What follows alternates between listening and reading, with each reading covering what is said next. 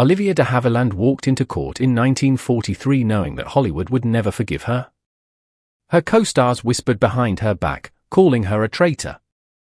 Studio executives spread lies about her, and for nearly 2 years, she couldn't find work. Standing up to Warner Brothers cost her almost every friend she had.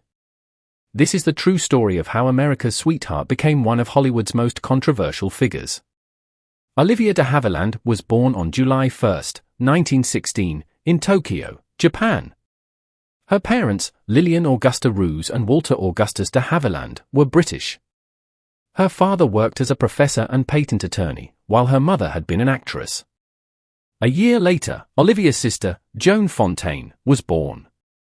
The family lived in Tokyo's International District, a world still recovering from World War I. But in 1919, their lives changed forever.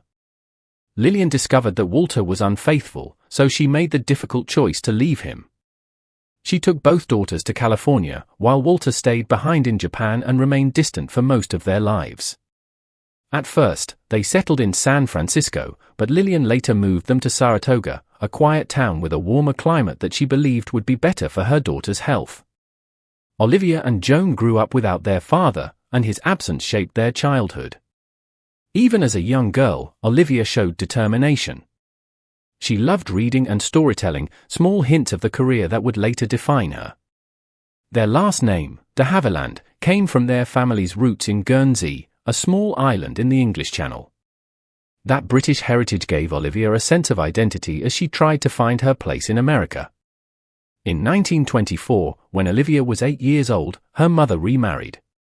Her new husband, George Milan Fontaine, was a strict man who believed in discipline. He set rigid rules and rarely showed affection. Olivia and Joan were not allowed to take part in extracurricular activities because Fontaine demanded complete obedience. When Olivia began acting in school plays, tensions at home grew worse. Eventually, Fontaine gave her an ultimatum: she could either give up acting or leave home forever. At just 16 years old, Olivia made a life-changing decision. She left home and pursued acting on her own. By then, she had already discovered her love for the stage at Los Gatos High School, where she performed in plays like Alice in Wonderland and The Merchant of Venice. Even though her stepfather tried to stop her, she never gave up. Then, in 1933, something unexpected happened. Max Reinhardt, a well-known theater director, was producing A Midsummer Night's Dream at the Hollywood Bowl. Olivia was cast as an understudy for the role of Hermia. She was only 18, and it seemed like a small step forward, but just before the premiere, the lead actress and the original understudy both dropped out. Olivia got the role at the last minute. When she stepped onto the stage, everything changed. The audience loved her, and, more importantly, Reinhardt saw her potential. Warner Brothers was turning A Midsummer Night's Dream into a film, and Reinhardt insisted Olivia be a part of it. The studio agreed and signed her to a 7-year contract in 1934, starting at $200 per week, an incredible amount for a teenager just beginning her career. The film, released in 1935, was Olivia's big break. She starred alongside James Cagney and Dick Powell, 2 already well-known actors.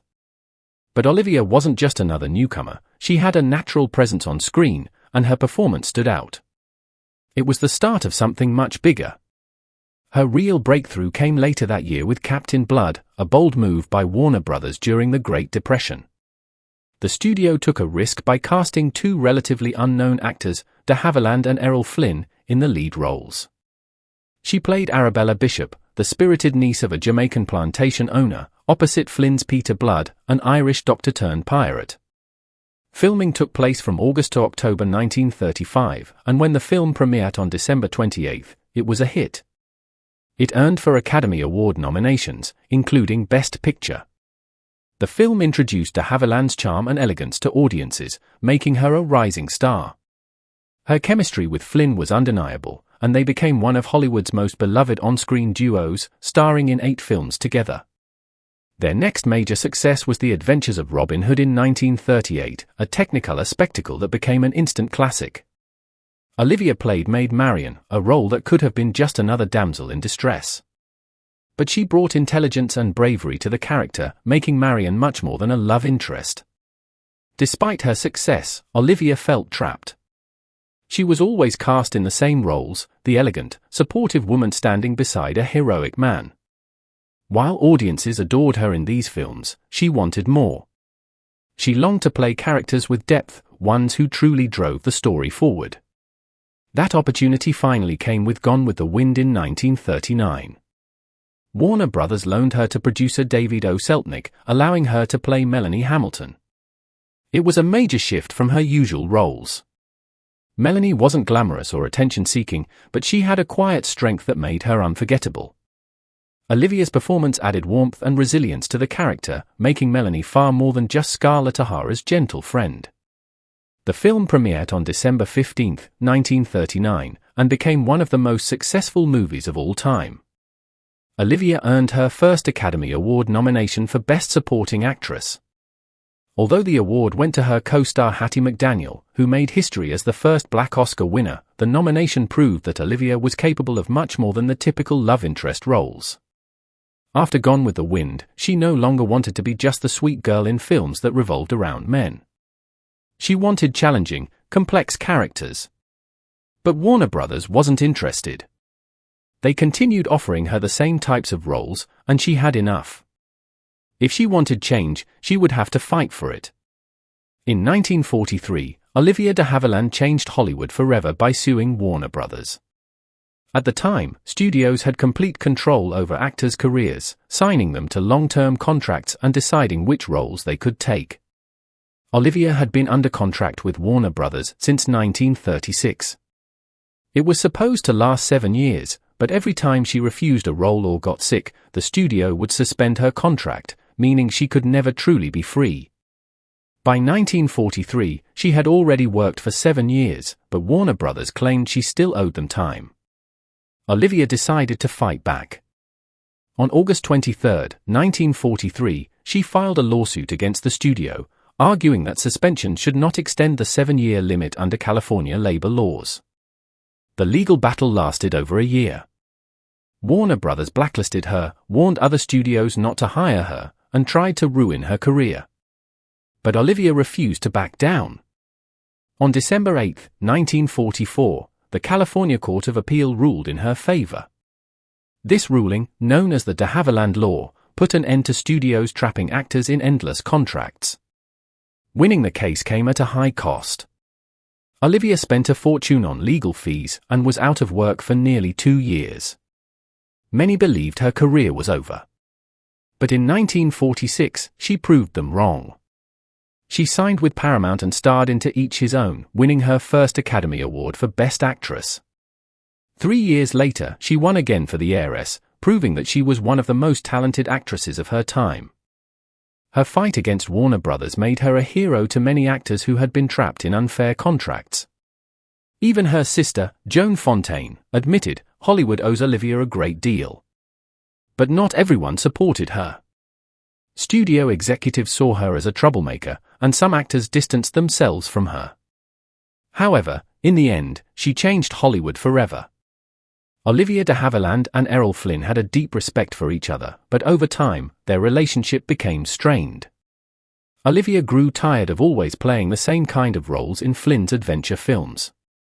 She wanted more challenging parts, but Warner Brothers kept pairing them together. She fought for better opportunities, leading to conflicts with the studio and, at times, with Flynn himself. Flynn's behavior made things worse. He was known for drinking, partying, and playing pranks, sometimes at Olivia's expense. During the filming of Santa Fe Trail in 1940, he changed a scene so that his face was in focus while only the back of Olivia's head was visible. She believed he did this out of jealousy because she was dating Jimmy Stewart at the time. By the time they filmed They Died with Their Boots On in 1941, tensions had reached their peak. Olivia initially refused to work with Flynn again, but changed her mind after he personally asked her. Despite their strained relationship, their final scene together was powerful. As General Custer, Flynn looked into Olivia's eyes and said, "Walking through life with you has been a very gracious thing." These words weren't just lines from a script, they carried real meaning, marking the end of their on-screen partnership and possibly something deeper. Olivia's love life was just as eventful as her film career. One of the biggest surprises came when she turned down a marriage proposal from Jimmy Stewart, one of Hollywood's most beloved actors. Their relationship had been a favorite topic in gossip columns, especially after he took her to the Gone with the Wind premiere in 1939. Many thought they would get married, but when he proposed in the late 1930s or early 1940s, Olivia said no. She wasn't sure he was ready for a serious commitment. What people didn't know was that Olivia had already fallen for someone else, director John Huston. She met Huston in 1941 during the filming of In This Our Life. He was completely different from Stewart, sharp-minded, rebellious, and known as a womanizer. He was also married, but that didn't stop their affair. Olivia admired his intellect and charm, and they bonded over their love of art and literature. However, their relationship was unstable. Huston had a complicated personal life and a history of troubled romances. Olivia's decision to turn down Stewart affected not only her personal life but also her career. In 1946, she was offered the role of Mary Bailey in It's a Wonderful Life but declined because working with Stewart so soon after their breakup felt uncomfortable. That year, Stewart was nominated for an Oscar for the film, while Olivia won her first Academy Award for To Each His Own. Olivia's first marriage in 1946 was to Marcus Goodrich, a novelist best known for his book Delilah. However, cracks appeared early on. She later discovered through newspapers that he had been married 4 times before her. Their marriage turned toxic, with emotional and physical abuse. One shocking incident happened when Goodrich threw a plate of beef steak pie across the room in anger because he had wanted steak and kidney pie instead. Olivia endured his unpredictable outbursts for years. In 1953, after seeking advice from her minister, she decided to divorce him, putting her safety and their son Benjamin first. Her second marriage in 1955 was to Pierre Galanti, a French journalist and editor at Paris Match. She moved to Paris and wrote a humorous memoir called Every Frenchman Has One, documenting her experiences adapting to French culture. They had a daughter, Giselle, and for a while, their life seemed happy. However, in 1962, they separated. Instead of divorcing right away, they remained legally married for 17 years, finally divorcing in 1979. Despite their separation, they remained close, and Olivia cared for him when he fell ill, staying by his side until he passed away in 1998. At 39, Olivia made a bold move. She left Hollywood and settled in Paris after marrying Galanti. They lived in a 3-story house near the Bois de Boulogne, a quiet retreat far from the pressures of the film industry. This move wasn't just personal, it was a career shift. She became more selective about her roles, choosing ones that matched her artistic vision. One of her most memorable roles during this time came in 1964 when she starred in Hush. Hush, Sweet Charlotte, a psychological thriller. She replaced Joan Crawford in the role of Miriam and brought elegance and quiet menace to the film, which earned 7 Academy Award nominations.